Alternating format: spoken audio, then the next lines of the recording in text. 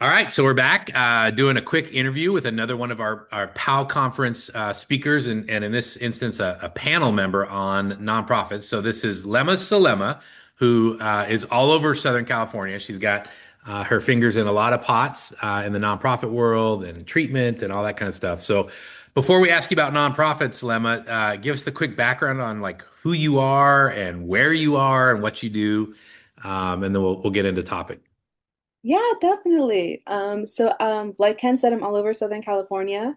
I have a nonprofit up in the high desert that expands all the way down to San Diego. I'm also an educator and I've also do consulting.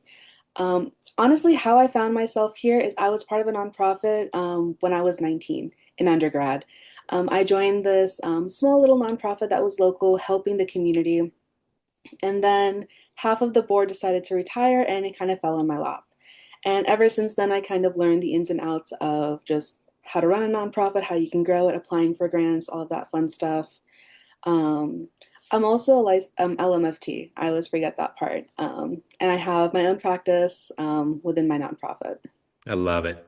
So you're Mhm. going to be on our nonprofit panel, and this I think is going to be a highly attended panel because in my travels as a coach and a consultant, and even my own journey as a practice owner, nonprofits keep coming up for a lot of reasons, right? I think a lot of who we are as clinicians is aligned with helping people.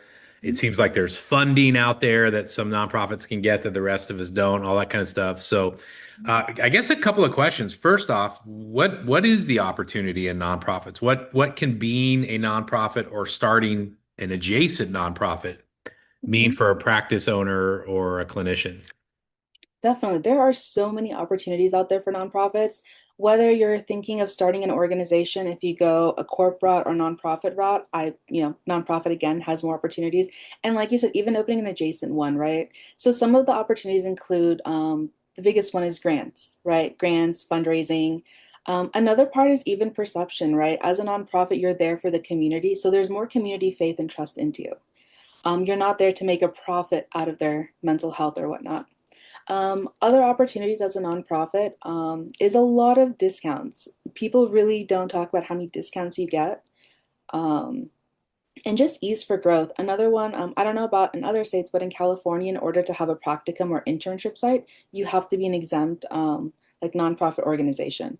So even the opportunity to train the next generation of students, you get to do that as a nonprofit. I love it. Well, and Mhm. I hadn't even thought about the discount thing, but you're right. I constantly see when I'm signing up for software or whatever. Mhm. And one of the truths I think are that we're coming to deal with in our industry is it's not what you make, it's what you Mhm. keep. Great business that makes 10 million a year but spends 11 Mhm. is not a great business, right? So there are some opportunities there, which probably then leaves more money left over to pay yourself an executive director salary, et cetera. So what Mhm. about on the misperception side, right? Because I think some people think like I just started a nonprofit and then people just line up and want to write me huge checks and all that stuff.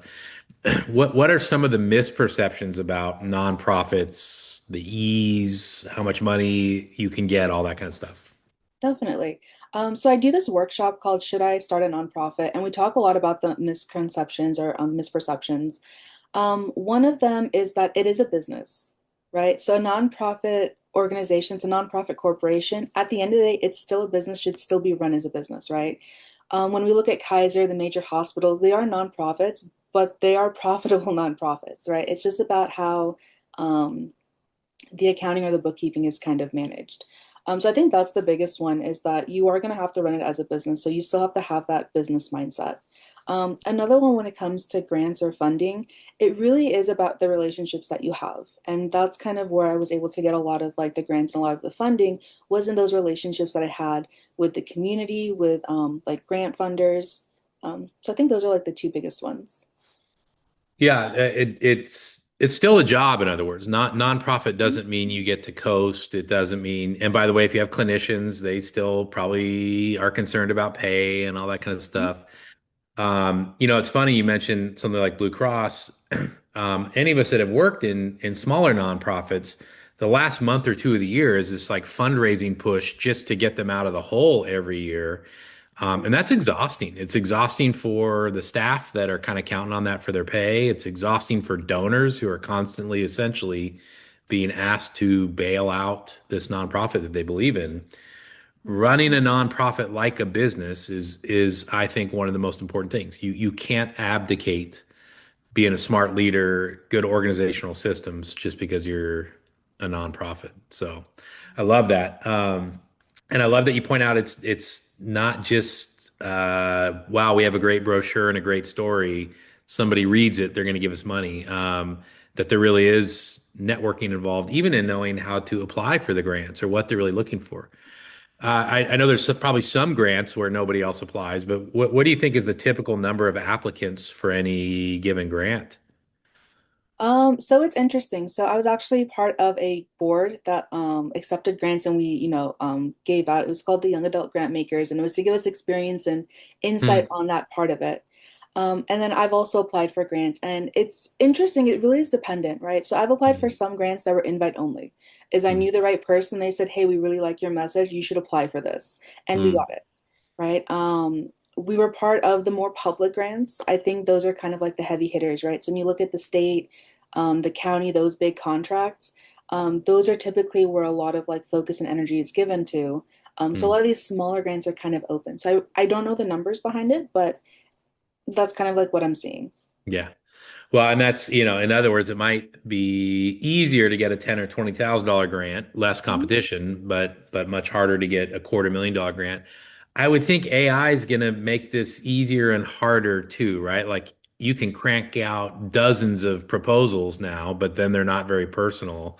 Are you seeing AI creep into your job running a nonprofit, just like Mhm. for-profit practices?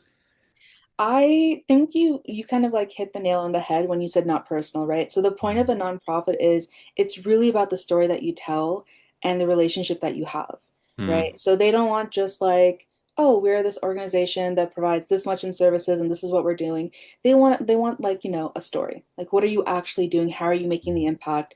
And then depending on the grants, right? If you're getting like corporate grants, they also want to look good, right? So Yeah. you're a vessel to make them look good. So what is your impact that's doing that for them? Hmm. Well, Um, and what also just struck me as you were talking, Lemma, is a lot of nonprofit, I mean, most nonprofit boards, probably almost all, are not compensated for those positions. mhm, So it is a passion position for a lot of people that accept those board positions. A lot of those board members have say on grants. So if they don't feel emotionally connected to what's in front of them, I mhm, don't know that it has a shot a lot of times. Like it is a volunteer opportunity on their end. You need to connect with those people and connect with their passion and understand their hearts to mhm. increase your success. So, well, I love it. So, hopefully, people will come hear you and the other folks on the nonprofit panel. But if they can't make it to POW conference, are there ways they can get a hold of Lemma to get some help on this stuff? How do they see your own individual workshop? All that kind of stuff. Yes. So I founded and started the nonprofit practice. And if you go to the nonprofitpractice.com, you can see a recording of kind of the workshop that started it all, right? Should I start a nonprofit? We also have a boot camp that's going to be starting in April for those that are ready to start a nonprofit. Oh, So cool. you can check that out and sign up for it. And it's the best way to get a hold of me. Awesome. And so it's the nonprofitpractice.com. Yep. Awesome. Okay. Love it. Well, we're excited to have you at PAL conference. Just talking to you a couple of times, you know more than most people will ever learn in their lifetime about nonprofit stuff. And not only that, you've turned it into opportunity for yourself, for the community. So in my mind, you're one of the experts in our industry on this. So excited to hear from you and let other people learn from you. We will see you in a couple of weeks. Sounds good. See y'all.